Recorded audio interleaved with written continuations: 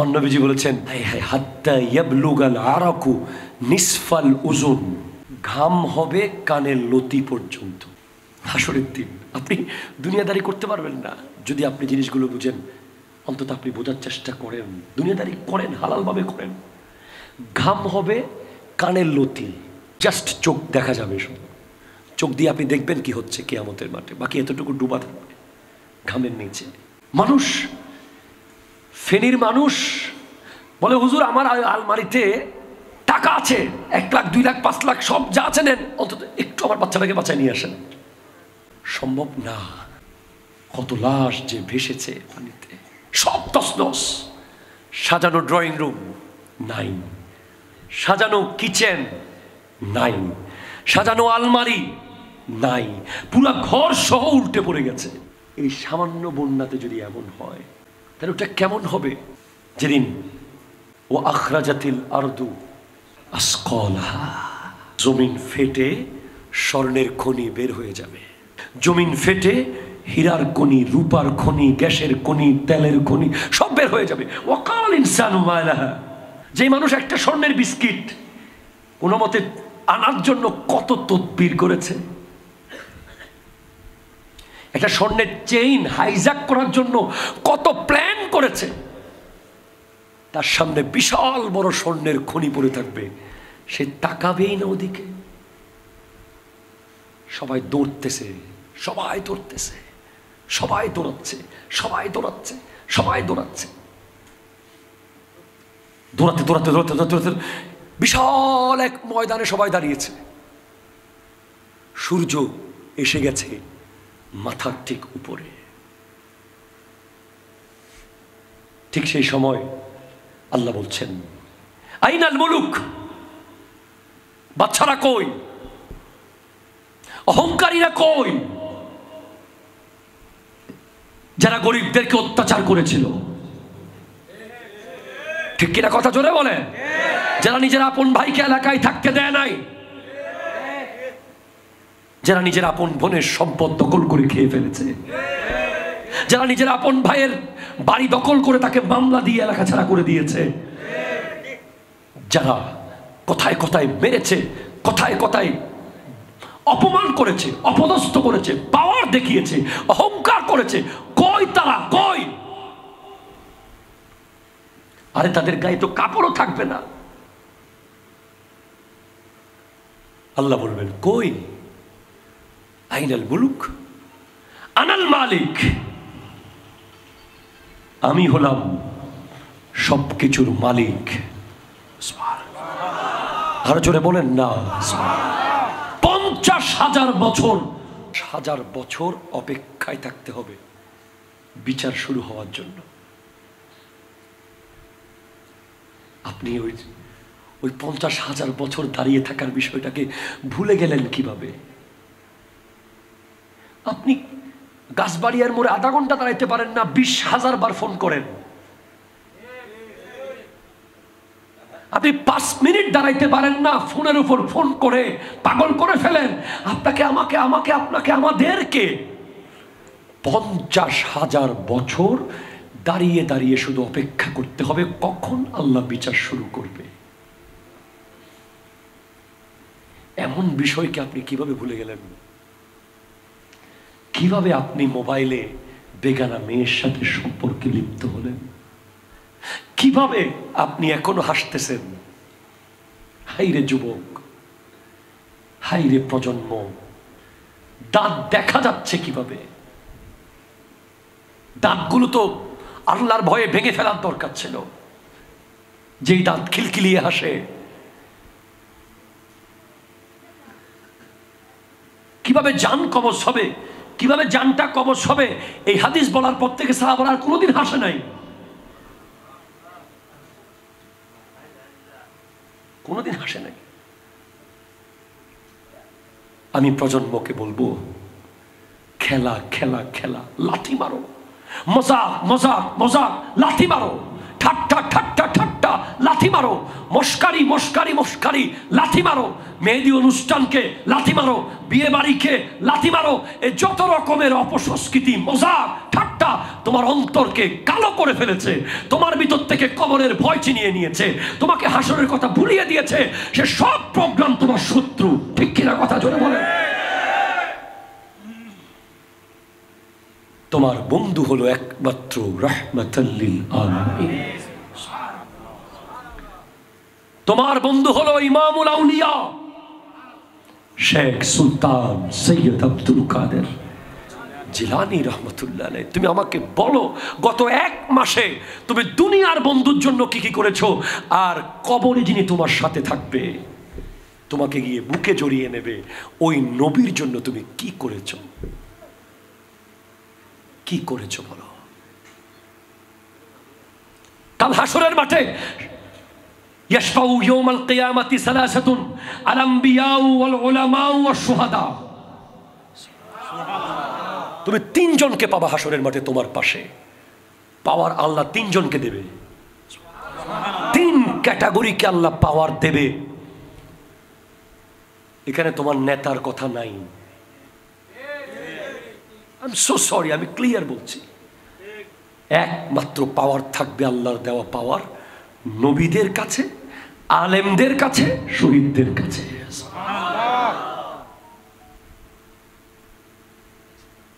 কয়জন আলেমের সাথে তোমার সম্পর্ক আছে? ফেসবুকের 5 মিনিটের বক্তব্য শুনলেই কি হুজুরের সাথে সম্পর্ক হয়ে যায়? তুমি কি হুজুরের মসজিদে গিয়ে জুমায় কোনোদিন বসেছো? তুমি তো জুমায় কোনোদিন একামতের আগে আসোই নাই। বলেন, কথা বলেন আপনারা। তুমি কি কোনোদিন সকাল 11টা বাজে জুমায় এসে খতিব সাহেবের অপেক্ষা করেছো?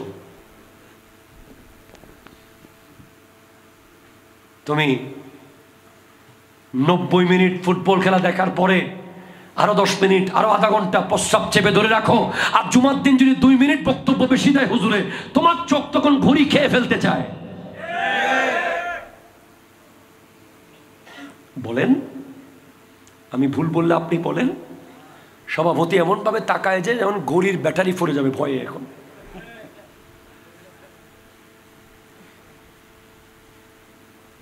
ভুলে গেছি আমরা, সব আর্টিফিশিয়াল। এখানে আসল রিয়েলটা পাচ্ছি না, সব আর্টিফিশিয়াল। আল্লাহ তাআলার কাছে বড় দয়া যে আমরা শাইন শাহ সিরিকুটকে পেয়েছি, আমরা জামিয়া পেয়েছি, হক তরিকা পেয়েছি। যারা যারা হক তরিকা পেয়েছেন তারা কিছুটা মজা পাচ্ছেন ঈমান ইসলামের। যারা কিছুটা ওলি আল্লাহদের সাথে সম্পর্ক যাদের আছে, যারা একটু নবী অলি করে, তারা কিছুটা স্বাদ পাচ্ছে ঈমান ইসলামের। বাকিগুলো কিচ্ছু না, সব আর্টিফিশিয়াল। জুমার নামাজ দেখানো, ঠিক কিনা জোরে বলেন? ঈদের নামাজ দেখানো, সব দেখানো। এখানে কোনো মজা নাই। তো মজা থাকলে তো আপনি 2 রাকাত পরে দৌড় মারতেন না, আপনাকে মসজিদ থেকে রিকোয়েস্ট করে বের করতে হতো। ভাই এবার একটু যান না, মসজিদটা বন্ধ করতাম। আপনাকে ওরকম করে বলা হতো যদি মজাটা আপনি পেতেন। মজাটা আপনি পান নাই। আপনি এমনি পড়তেছেন, 10 জনে পড়তেছে, আমিও পড়তেছি। না পড়লে এলাকার মানুষ কি বলবে? জুমার দিন আমাকে অপমান করবে। আপনি এখনো মজা পান নাই। ওই মজা আপনাকে পেতে হবে। ওই মজা যতদিন পাবেন না, ততদিন আপনার উপরে ভয়ঙ্কর বিপদ সংকেত আছে। যেদিন ওই মজা পেয়ে যাবেন, সেদিন মনে করবেন যে হাসরের মাঠে 50,000 বছর অন্য কারোর জন্য 50,000 বছরের মতো গেছে, আর কারোর জন্য 5 মিনিটের মতো চলে গেছে। কবরের চাপ, কারোর জন্য কবরের চাপ, আর কারোর জন্য মায়ের কোলে বাচ্চার আদর। ওই মজা পেতে হবে, উঠে আসতে হবে। না দোস্ত, আমি যাব না। বন্ধু আমার নিস না, বন্ধু আল্লাহ আছে কিন্তু। বন্ধু আমি এটা খাবো না, প্লিজ আমি খাবো না। আরে হনিকে দেখেন না বেড়া, না না আল্লাহ আছে। এটিআই ভাই নহামায়ুম, এই জায়গা তাই নজাইম, ইয়ে নাই নগজুম, ইয়ে নাই ফাইতন্ন, আর যে 3 কিছু করে ভাই নফাইজুম দে কিয়া খবরদার বেড়া, আল্লাহ কিন্তু আছে। তখন আপনি আলো জ্বলতেছে, চেরাক জ্বলতেছে, ইমানের চেরাক। যেদিন ওইটা চলে গেছে, আল্লাহ সে যে জিনিসটা যখন চলে গেছে, আরে বেটা কেউ দেখেন না বেটা, এটা করে যখন কাজটা করে ফেলেছেন তখন বুঝেন যে চেরাগ নিভে গেছে। এই চেরাগগুলো, কিছু চেরাগ আমরা আজকে জ্বালিয়ে দিচ্ছি, আর কিছু চেরাগ একটু একটু জ্বলছে, সেগুলো বেশি করে জ্বলাইয়ে নিচ্ছি। এজন্য এই মাহফিল। আল্লাহ আমাদের ইমানের চেরাগগুলো জ্বলে যাওয়ার তৌফিক দান করুক। এই পৃথিবীর সমস্ত মানুষের ultimate goal, as a doctor, as an engineer, as a professor, as a businessman, as a politician, as a alim, আমরা যেই কাজে আছি আমাদের আলটিমেট গোল হলো হাসরের মাঠ। ঠিক কিনা জোরে বলেন তো? আমাদের সবার দৌড় যাত্রা কবর, হাসর। ঠিক কিনা বলেন বলেন বলেন। আপনি যদি আমাকে জিজ্ঞেস করেন হোয়াট ইজ লাইফ, আমি বলবো life is the continuous journey towards the grave. জীবন হচ্ছে কবর পর্যন্ত চলমান একটা ভ্রমণ। ঠিক কিনা বলেন? All of us in a journey. আপনি কোনো গাড়িতে চড়তেছেন না, এরপরেও আপনি ভ্রমণে আছেন।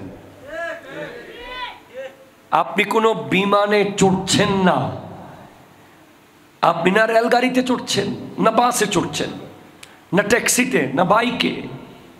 আপনি যদি 24 ঘন্টা আপনার ঘরেও বসে থাকেন, এরপরেও আপনি ইন এ জার্নি, আপনি একটা ভ্রমণে আছেন। আমি একটা ভ্রমণে আছি, উনি একটা ভ্রমণে আছে, তিনি একটা ভ্রমণে আছে, উনি একটা ভ্রমণে আছে। দুনিয়াবি নিয়মে কারো ভ্রমণ দুবাইয়ের দিকে, কারো ভ্রমণ ঢাকার দিকে, কেউ চট্টগ্রামের উদ্দেশ্যে, কেউ কক্সবাজারের উদ্দেশ্যে। ঠিক কিনা জোরে বলেন না?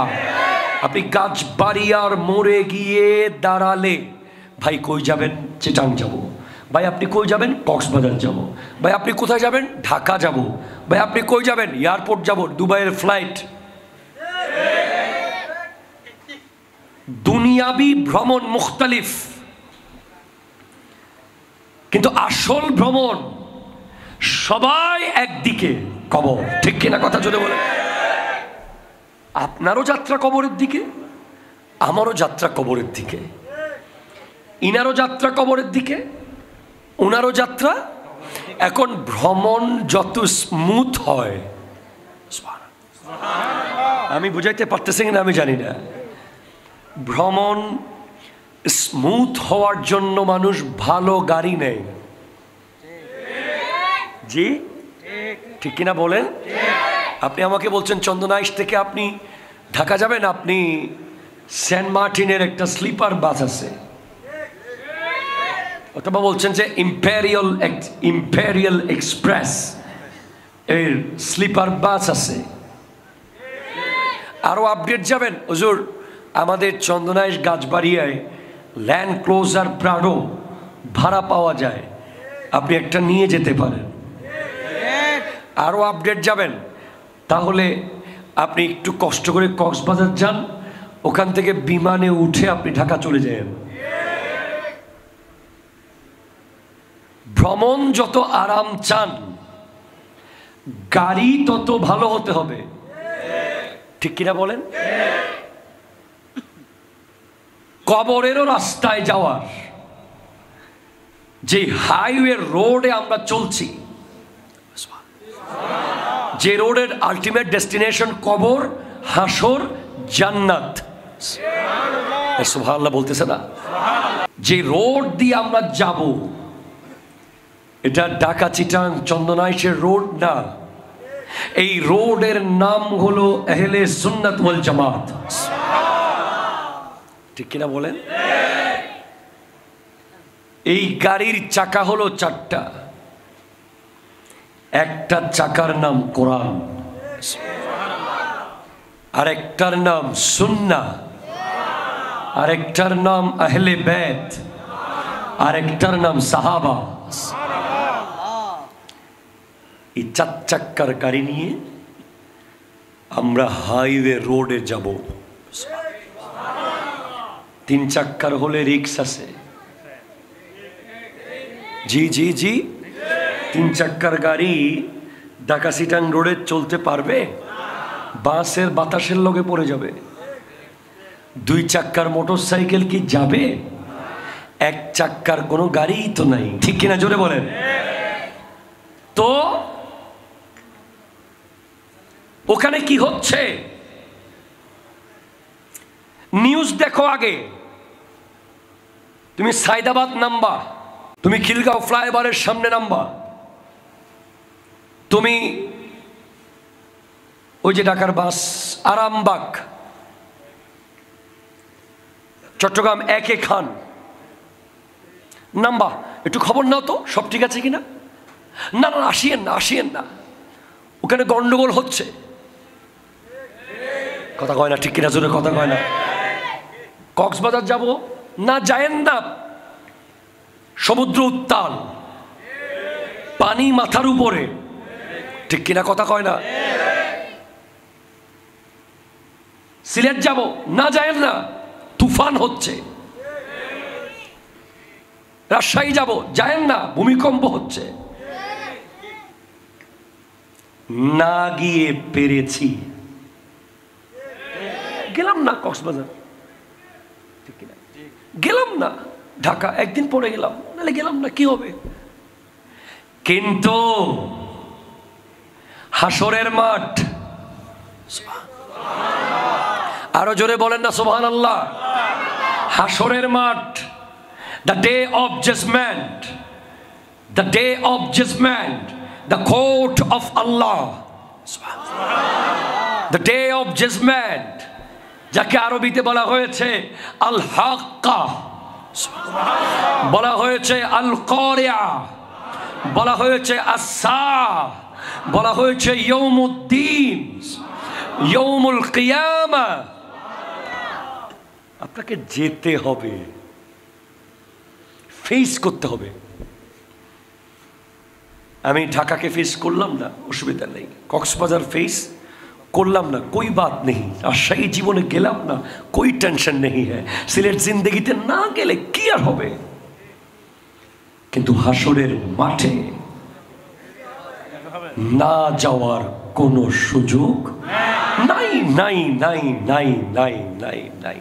তো তুমি দুবাই যাওয়ার জন্য 1 সপ্তাহের ভিতরে লাগেজ, টিকিট, ভিসা, পাসপোর্ট, লুঙ্গি, গামছা, গেঞ্জি, টি শার্ট সব রেডি করে ফেলেছো, কিছু মিস হলো না। ঢাকা যাওয়ার জন্য 1 ঘন্টার ভিতরে তুমি টাইম পেয়েছো, বাস ছেড়েছে 1 ঘন্টা কক্সবাজার থেকে, তোমার গাছবাড়িয়ার মোড়ে আসতে 1 ঘন্টা লাগবে। 1 ঘন্টার মধ্যে দোকান বেঁধে, ব্যাগ নিয়ে, চার্জার নিয়ে, হেডফোন নিয়ে, টিকিট নিয়ে দাঁড়িয়ে রেডি। কিন্তু হাসরের মাঠে যাওয়ার জন্য তুমি রেডি হওনি কেন? তোমাকে তো টাইম দেওয়া হয়েছে 90 বছর, ঠিক কিনা কথা বলেন। কয় বছর? 90 বছর টাইম দেওয়া হয়েছে, 70 বছর টাইম দেওয়া হয়েছে, 60 বছর টাইম দেওয়া হয়েছে, 50 বছর টাইম দেওয়া হয়েছে। তুমি অপ্রস্তুত, যেতেই পারো না, যেতেই পারো না। তোমাকে অবশ্যই প্রস্তুতি নিয়ে যেতে হবে, ঠিক কিনা কথা বলেন। কোরআন একটু বলো না কেমন হবে সে দৃশ্য। বলে আল কারিয়া, খটখটানি,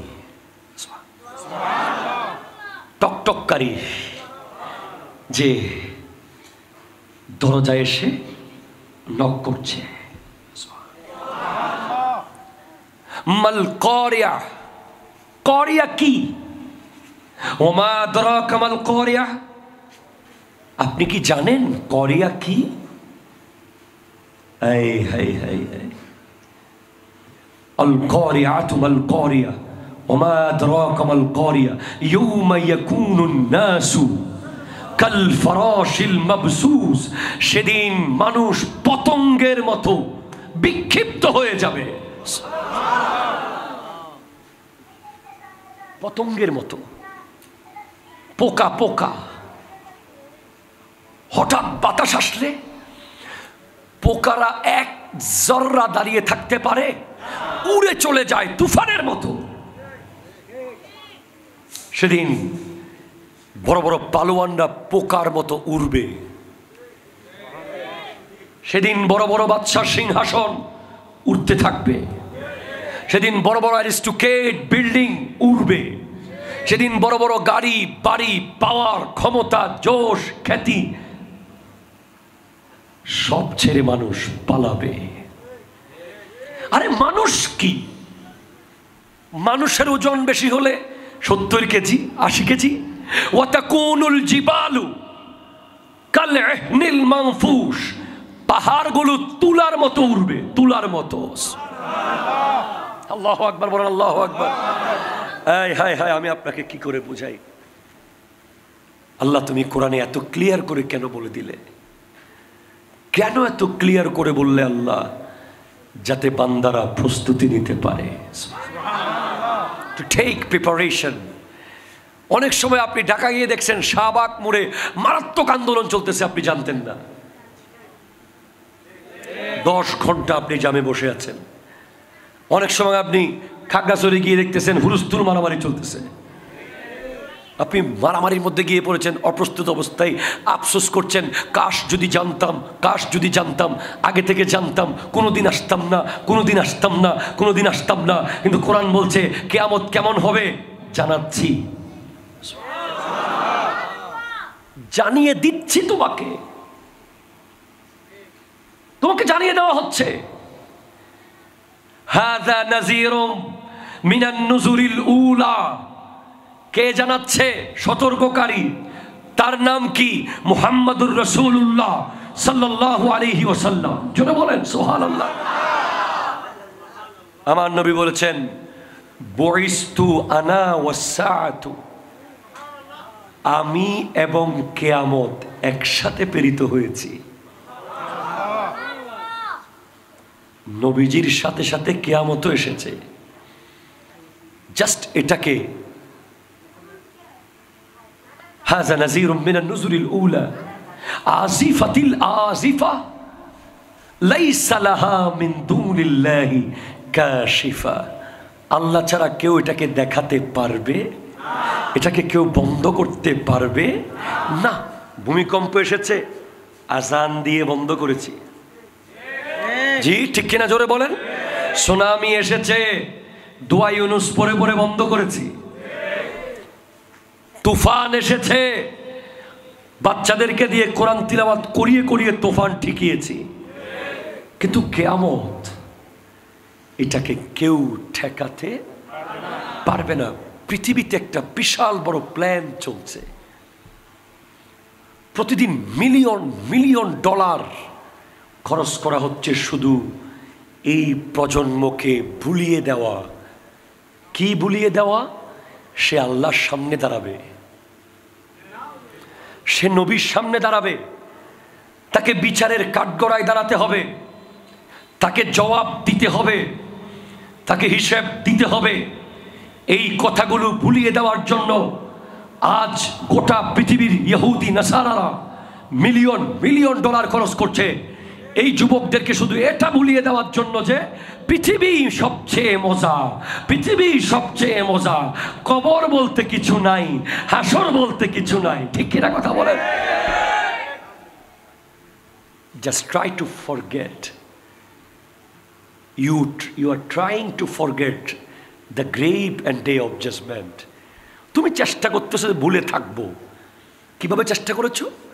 লাশ জানাজায় দেখেছো, তুমি যাচ্ছ না লাশের কাছে, কোনো মতে গিয়ে দূর থেকে চলে এসেছো, কারণ লাশের কাছে গেলেই তোমার কবরের কথা মনে পড়বে, তুমি অ্যাভয়েড করছো।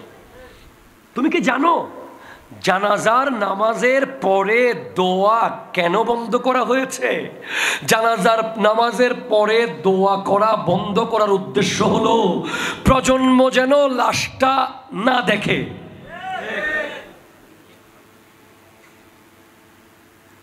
প্রজন্ম যেন লাশটার সাথে আর কিছুক্ষণ থাকতে না পারে।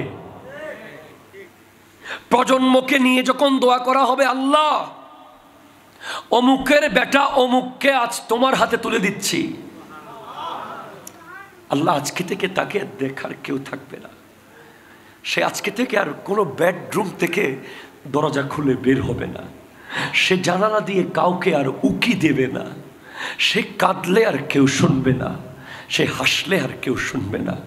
তার সমস্ত ড্রেস আলমারিতে পড়ে আছে, তার মোটরসাইকেলের চাবিটা জায়গায় লটকে আছে, তার 10 রকমের জুতো স্ট্যান্ডে পড়ে আছে, তার ফেসবুকের পাসওয়ার্ড কেউ জানে না। সে শুধু 2 টুকরো 3 টুকরো কাপড় পরে চলে যাচ্ছে।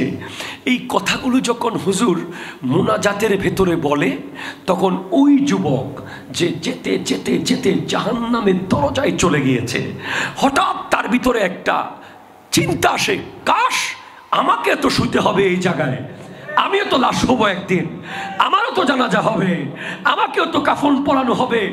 এই কথা যেন তার ব্রেইনে না আসে, সে যেন পাল্টে না যায়, সে যেন নামাজি হয়ে না যায়, সে যেন কোরআনের পথে চলে না আসে, সে যেন নবীর প্রেমিক হয়ে না যায়। যত বেশি সম্ভব তাকে লাশ থেকে দূরে রাখার জন্য মুনাজাত ক্যান্সেল করে দেওয়া হচ্ছে। ঠিক কিনা কথা বলেন? হাত ধরে বলেন ঠিক কিনা বলেন। আপনি দেখেন একরকম, আমি দেখি আরেক রকম। আমি গোটা দুনিয়াকে দেখতে হয়। আমি প্রতিদিন বসে বসে ভাবি, কেন মাহফিলে যুবকদের মাথায় আজকে টুপি নাই? এটা আমি কোনোভাবে কোনো যুবকের দোষ দিই না। মাথার টুপি নাই এজন্য সে দায়ী না, এটা একটা প্ল্যানের ভিতরে সে ঢুকে গেছে। ইটস এ প্ল্যান, একদম গোছানো প্ল্যান, পরিকল্পিত প্ল্যান এটা, যে মাথায় টুপি থাকতে দেব না। মাথায় যদি টুপি থাকে,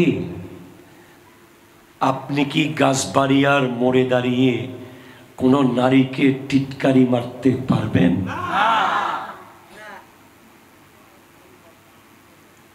একটা টুপির সিগনিফিক্যান্স কি? এই ছোট্ট একটা কাপড়ের টুপি ওজন কত হবে? 50-100 গ্রাম হবে। এটা যখন মাথার উপরে চলে আসে, তখন একজন যুবক 10,000 রকমের জাহান্নামী কাছ থেকে রক্ষা পায়।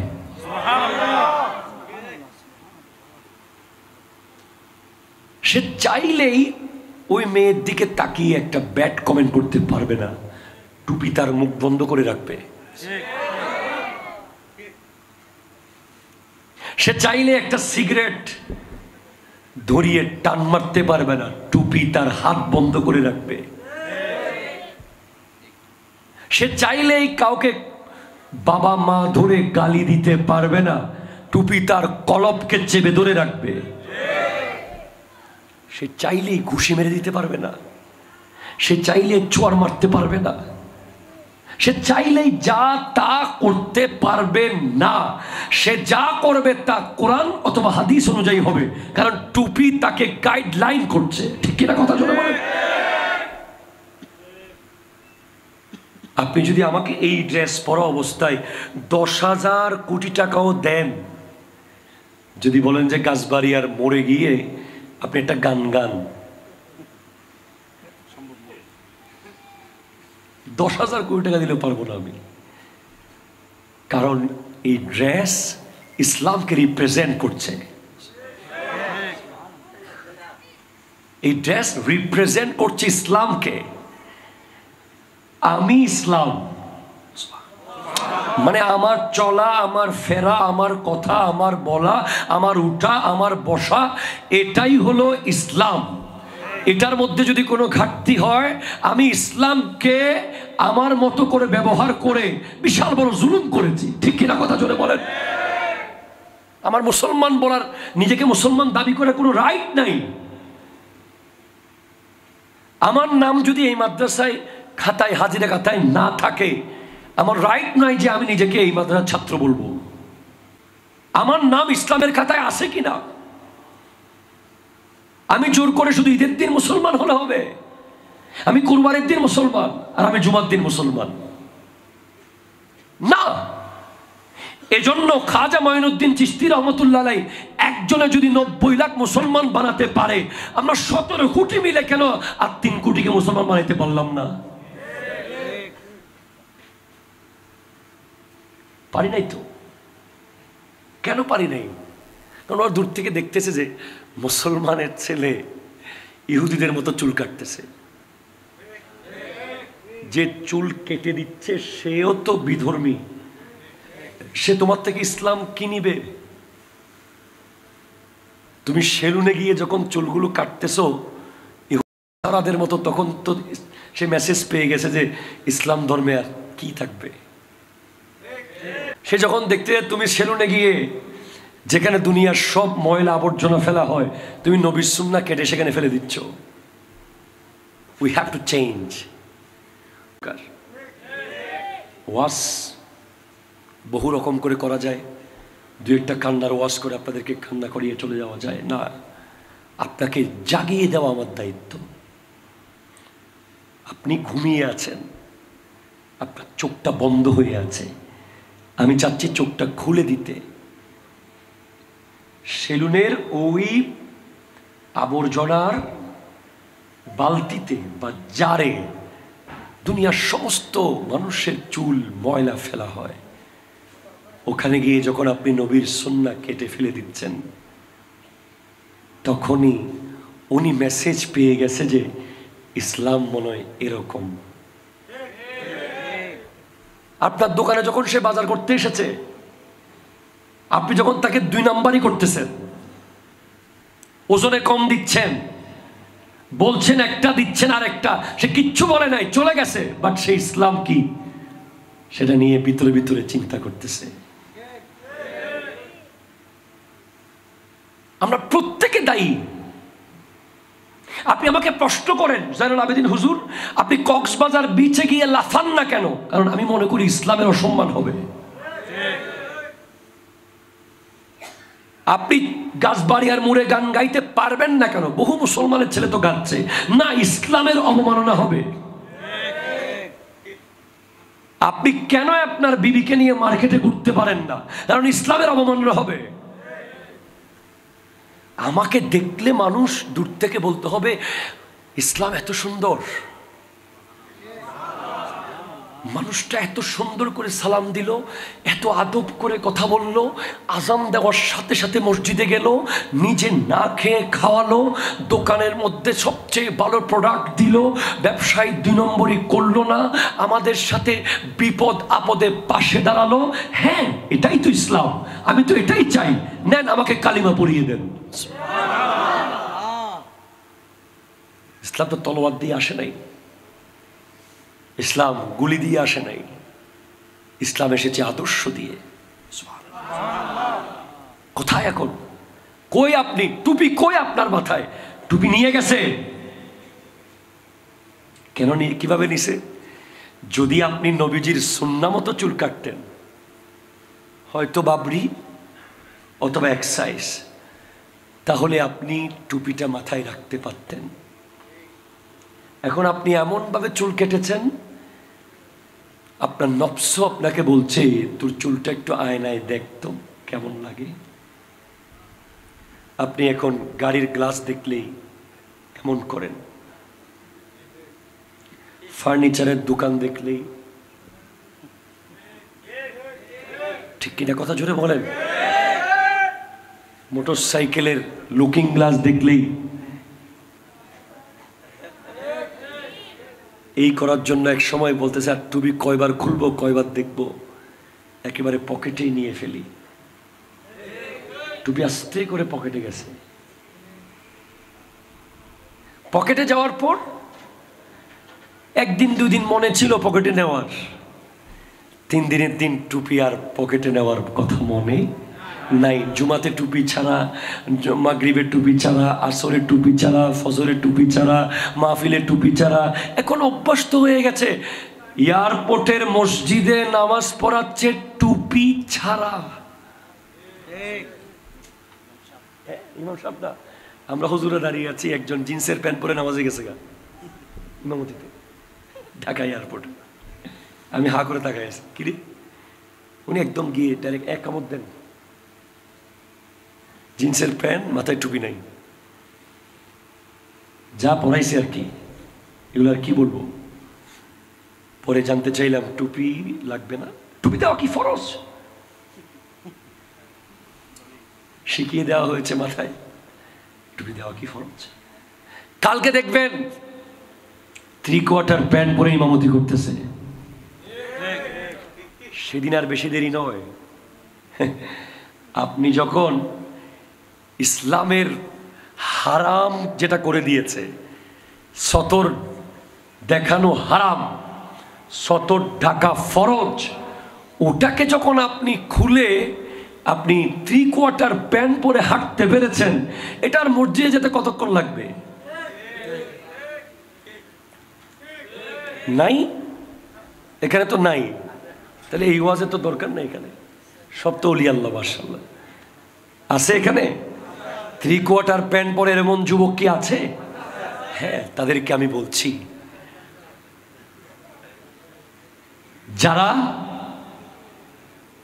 কোরআন সুন্নাহ থেকে সরে গেছে, ট্র্যাক থেকে সরে গেছে, চলায় ফেরায়, কথায় বার্তায়, উঠায় বসায়, জীবনে খাওয়ায় দেখায়, চলায়, পারিবারিক সামাজিক রাষ্ট্রীয় প্রত্যেক ক্ষেত্রে, তাদেরকে বলে দিচ্ছি, ওয়াতাকুনুল জিবালু কালইহনিল মানফুশ, পাহাড় পর্যন্ত তুলার মতো উড়বে। ফাআম্মা মান সাকুলাত মাওয়াজিনুহু, সেদিন যার দাড়ি পাল্লার ওজন ভারী, মিজানের পাল্লায় যার সওয়াবের ওজন ভারী হবে, ফাহুয়া ফি ঈশাতির রাদিয়া, সে চলে যাবে চিরপ্রশান্তির জায়গায়। ওয়া আম্মা মান খাফফাত মাওয়াজিনুহু, যার সওয়াবের পাল্লা হালকা হবে, ফাউম্মুহু হাবিয়া, সে হাবিয়াতে যাবে। ওমা আদরাকা মা হিয়া, হাবিয়া কি? নারুন হামিয়া, প্রজ্বলিত আগুন, প্রজ্বলিত আগুন, প্রজ্বলিত আগুন। ঠিক কিনা কথা জোরে বলেন। অ্যালার্ট করে দেওয়া হয়েছে। আপনি ফজরের নামাজ পড়েছেন? যারা পড়েছেন জি বলেন। পড়েছেন? জোহরের নামাজ পড়েছেন? আসর, মাগরিব, এশা। আপনি যে নামাজটা ছেড়ে দিয়েছেন, আপনি কি জানেন শেখ সুলতান সৈয়দ আব্দুল কাদের জিলানী রহমতুল্লাহ আলাইহি ইশার রোজু দিয়ে 40 বছর ফজরের নামাজ পড়েছেন।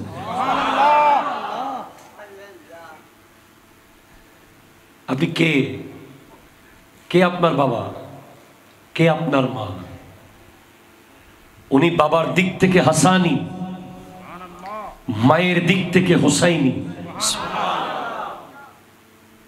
আপনি এত সাহস কোথায় পেলেন? আপনি যে ফজরের নামাজে ঘুমালেন, এত দুঃসাহস আপনাকে দিল কে? কিভাবে পেরেছেন আপনি? আপনি তো জাহান্নামের আগুনে জ্বলতেছিলেন তখন। কম্বলের নিচে আপনার ঘরে আপনি যখন ফজরের নামাজের সময় ঘুমন্ত অবস্থায় ছিলেন, তখন আপনি হাবিয়াতে জ্বলতেছিলেন। এটা আপনি আজকে দেখতে পাচ্ছেন না, এটা আপনি দেখবেন। যদি কোনো কারণে এমন হয়ে গেছে যে আপনার মধ্যে কোনো আফসোস নাই, আর ফজরের নামাজ চলে যাওয়ার পর যদি এমন হতো, ইস কি হলো, কি করলাম, নামাজ কেমনে চলে গেল, তখন আমি বলতাম যে আপনি এখনো রদিয়ার দিকে আছেন।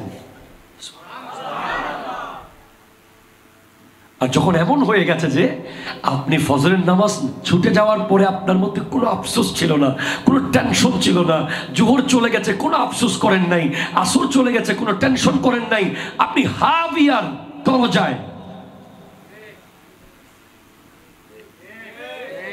কথা বলে না, এত সাহস! হায় হায় হায় হায়, সিদ্দিক আকবরের মতো ব্যক্তি এত সাহস দেখায় নাই, ফারুক আজমের মতো জাত এত বড় দুঃসাহস দেখায় নাই যে নামাজ কাজা করবে। আমি আর আপনি কে? কি আমাদের এমন অকাত হয়ে গেছে যে এত সহজে ছেড়ে দিলেন? কেমনে পারলেন? আপনি কি জানেন না, আল্লাহ যদি, বাবা যদি রেগে যায় মা এসে বোঝায়, প্রিন্সিপাল রেগে গেলে ভাইস প্রিন্সিপাল এসে বোঝাবে, ঠিক কিনা বলেন? চেয়ারম্যান রেগে গেলে মেম্বার এসে বোঝাবে। আর আল্লাহ যদি কিয়ামতের মাঠে রাগান্বিত হয় নবী গিয়ে বুঝাবে। কিন্তু নবী যদি জিজ্ঞেস করে তুই যে নামাজ পড়স নাই, তুই কি জানাস না আল্লাহর কাছ থেকে আমি খুঁজে এনেছিলাম? আমি নিজের জন্য গিয়েছিলাম একবার, তোদের জন্য গিয়েছি 9 বার। আপনি কি রিয়ালাইজ করেন না কোনোদিন সেটা? আপনাকে যদি আমি এখান থেকে চন্দনাইশ গাছবাড়িয়ার মোড়ে 3 বার পাঠাই, চতুর্থবার আপনি অবশ্যই বিরক্ত হয়ে যাবেন। যান, হুজুর নিয়ে আসেন, আনলাম। এবার যান, ফুল নিয়ে আসেন, আনলাম। টিস্যু নিয়ে আসেন, আনলাম। ক্যামেরা নিয়ে আসেন। এই হুজুর কবার যাবো? আর আমার নবী আমাদের জন্য 9 বার। মুসা যে আবার যাবো, হ্যাঁ আবার যান, আপনার উম্মত দুর্বল, তারা আখিরি জামানায় পারবে না এত নামাজ পড়তে, আপনি যান। আমার উম্মতের কথা বলছো তো, আচ্ছা তাহলে আবার যাচ্ছি। আবার যান কেন? আপনার উম্মত, ও আমার উম্মত তো, আবার যাব। আপনার উম্মত, আচ্ছা আবার যাব। আপনার উম্মত, আবার যাব। 9 বার না, 90,000 বার বললেও, 90 কোটি বার যেতে হলেও এই উম্মতের জন্য আমার নবী যেতেন, ঠিক কিনা কথা বলেন?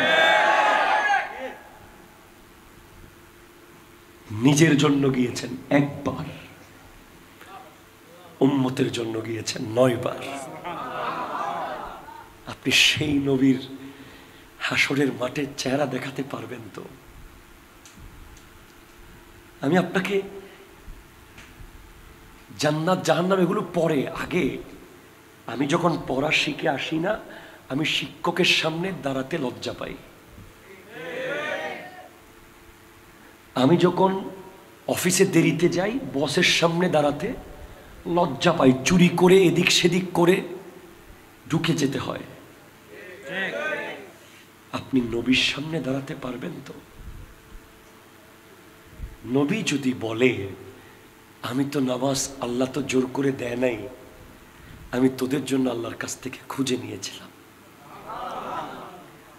ইয়া রাসূলুল্লাহ আমাদের জন্য মানে? হ্যাঁ, তোর ব্রেইনের ভিতরে যে সেল আছে, সেল এগুলো মরে যাচ্ছিল, তুই সিজদায় যাওয়ার কারণে এগুলো জীবিত হয়েছে। তোর স্পাইনাল কর্ড, মেরুদণ্ডের ভিতরে যে রগ, এটা কোনো কারণে যদি একটু বাঁকা হয়, অপারেশন ছাড়া তুই আর কোনোদিন সোজা হতে পারবি না। তুই এত কষ্ট করবি, তুই গরিব, তুই দুঃখী, তোর পক্ষে কোটি টাকা খরচ করে স্পাইনাল কর্ড ঠিক করার সুযোগ হবে না, তাই আমি তোকে রুকু দিয়েছি, রুকু দিয়েছি। তুই রুকুতে যাবি আর দাঁড়াবি, তোর স্পাইনাল কর্ড ঠিক থাকবে। তোর শীতকালে কফ হবে মাথায়, তোর ঠান্ডা গরম মিক্স হবে, এখানে পুরাতন কফ জমতে জমতে সাইনোসাইটিস হয়ে যাবে। তুই সিজদায় গিয়ে পড়ে থাক, তোর পুরাতন কফ বের হয়ে যাবে। আমি আগে স্বার্থের কথা বলছি, পরে ইবাদতের কথা বলবো। তোর পেট বেড়ে গেছে তো, তোকে ডাক্তার বলতেছে পেট কমান। তোর পেটের ব্যায়াম হলো রুকু আর সেজদা। তোর চোখের জ্যোতি কমে যাচ্ছে তো, ডাক্তার বলছে তোকে চশমা দিচ্ছে তো, তুই রুকুর মধ্যে যা, সিজদার মধ্যে যা, সিজদায় গিয়ে সুবহান রাব্বিয়াল আলা বাড়িয়ে দে, আরো বাড়া, আরো বাড়া, আরো বাড়া, চোখের জ্যোতি বেড়ে যাবে। তুই পারলে একটু তাহাজ্জুদে উঠে যা, তুই জীবনে পাগল হবি না। তুই মরার টাইমেও ঠিক মতো কথা বলতে পারবি। কেউ যদি মৃত্যুর সময় একেবারে হোশ রাখতে চান, বরাবর হোশ, যা যা বলে যাবেন, এটা এমন করতে হবে আমি বলে যাচ্ছি, ওটা এইভাবে করিস। তারপরে কালিমা পড়ে, দোয়া পড়ে, দুরূদ পড়ে যদি মরতে চান, একটা উপায় আছে, তাহাজ্জুদ। যারা তাহাজ্জুদের নামাজ পড়ে ওরা মৃত্যুর আগ পর্যন্ত কোনো দিন ওরা পাগল হবে না, ব্রেইন আউট হবে না, ওদের ব্রেইন সবসময় পারফেক্টলি কাজ করতে থাকবে। তোর সিজদায় গেলে পায়ের আঙ্গুল যখন চাপ পড়ে, রুকুতে গেলে হাতের আঙ্গুল, সিজদায় গেলে হাত যখন চাপে পড়ে, ফুসফুসের ব্যায়াম হয়, হার্টের ব্যায়াম হয়, কিডনির ব্যায়াম হয়ে যায়। আপনি মেডিকেল সায়েন্স, ডাক্তাররা পুরো অবাক, যদি কেউ 5 ওয়াক্ত নামাজ পড়ে তাকে আর মেডিকেল যেতে হবে না, অ্যাপ্রোপ্রিয়েটলি পড়লে।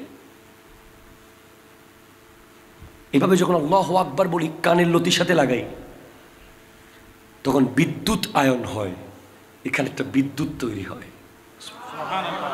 এটা যখন এসে নাভির মধ্যে রাখি, নাভি হচ্ছে গোটা বডির সেন্টার, ওখান থেকে গোটা বডিতে একটা বিদ্যুৎ প্রবাহ শুরু হয়ে যায়, যেটা অসংখ্য ঝিমিয়ে থাকা কোষ, নার্ভ, এগুলোকে জাগিয়ে তোলে।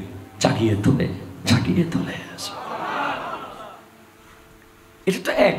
2 নাম্বার, মৌলা আলীকে জিজ্ঞেস করা হলো, আপনি নামাজের সিজদায় গেলে কি করেন? আপনি কি আল্লাহকে দেখেন? বলে, হ্যাঁ, আমি আল্লাহকে দেখে দেখে বলি সুবহান রাব্বিয়াল আলা, সুবহান রাব্বিয়াল আলা, সুবহান রাব্বিয়াল আলা। আপনি যখন উঠবেন, আমার নবী বলছে, ইয়াউমা ইউবআসু কুল্লু আবদিন আলা মা মাতা আলাইহি, যে যেভাবে মারা যাবে সে সেভাবে কবর থেকে উঠবে। আপনি নামাজ পড়তে পড়তে মরে গেছেন, আপনি কবর থেকে নামাজ পড়তে পড়তে উঠবেন। আপনি আজান দিতে দিতে মরেছেন, আজান দিতে দিতে উঠবেন। আপনি লাব্বাইক লাব্বাইক বলে হজ করতে করতে মরেছেন, আপনি হজ করতে করতে উঠবেন। আপনি দুরূদ পড়তে পড়তে মরেছেন, দুরূদ পড়তে পড়তে উঠবেন। সালাম দিতে দিতে মরেছেন, সালাম দিতে দিতে উঠবেন। আপনি যদি জুমার আসরে মরে যান, আপনি যদি মদ খেতে খেতে মরেন, আপনি ঢুলতে ঢুলতে উঠবেন। আপনি যদি সুদ খেতে খেতে মরেন, আপনার পা থাকবে উপরের দিকে, মাথা থাকবে নিচের দিকে। গোটা হাসরের মানুষ আপনাকে দেখলে বুঝবে যে আপনি সুদী। নাউজুবিল্লাহ, জোরে বলেন। সুতরাং এগুলো নিয়ে ভাবেন। 24 ঘন্টার এমন এমন দিন আছে এই প্রজন্মের কাছে, রেকর্ড। গোটা দিন 24 ঘন্টায় একবার নবীর দুরূদ পড়ে নাই, এরকম বহুদিন চলে গেছে। ঠিক কিনা, জোরে বলেন না। 24 ঘন্টায় একবার আল্লাহুম্মা সাল্লি আলা সাইয়্যিদিনা মাওলানা মুহাম্মাদিন ওয়া আলা আলি সাইয়্যিদিনা মাওলানা মুহাম্মাদিন সাল্লাল্লাহু আলাইহি ওয়াসাল্লাম বলে নাই, এমন দিন হাজার হাজার আছে। 24 ঘন্টায় একবার আল্লাহু বলতে পারে নাই, এমন দিন হাজার হাজার আছে। ঠিক কিনা কথা জোরে বলেন। কই, জাস্ট কাম ব্যাক। এই মাহফিলটার উদ্দেশ্য হলো, এই মাহফিল একটা রশি, রশি রশি, যেটা তোমাকে ওখান থেকে বেঁধে এখানে নিয়ে আসবে। তুমি যেখানে যেখানে চলে গেছো এখন, অ্যাজ এ বিজনেসম্যান তুমি কোথায় আছো তুমি জানো, অ্যাজ এ পলিটিশিয়ান আপনি কোথায় আছেন আপনি জানেন। আপনি যে জায়গায় দাঁড়িয়ে আছেন এই মুহূর্তে, ওই জায়গায় হালাল ভাবে ইসলাম সম্মতভাবে আছেন কিনা আপনি ভালো জানেন। অ্যাজ এ স্টুডেন্ট কোথায় আছেন, অ্যাজ এ সাউন্ড অপারেটর কোথায় আছেন, অ্যাজ এ ক্যামেরাম্যান কোথায় আছেন, অ্যাজ এ হুজুর আমি কোথায় আছি। প্রত্যেকে আমরা আপন আপন খবর জানি। যদি আমি ঠিক থাকি তো আছি, আর না থাকলে ফেরত নিয়ে আসার জন্য মাহফিল।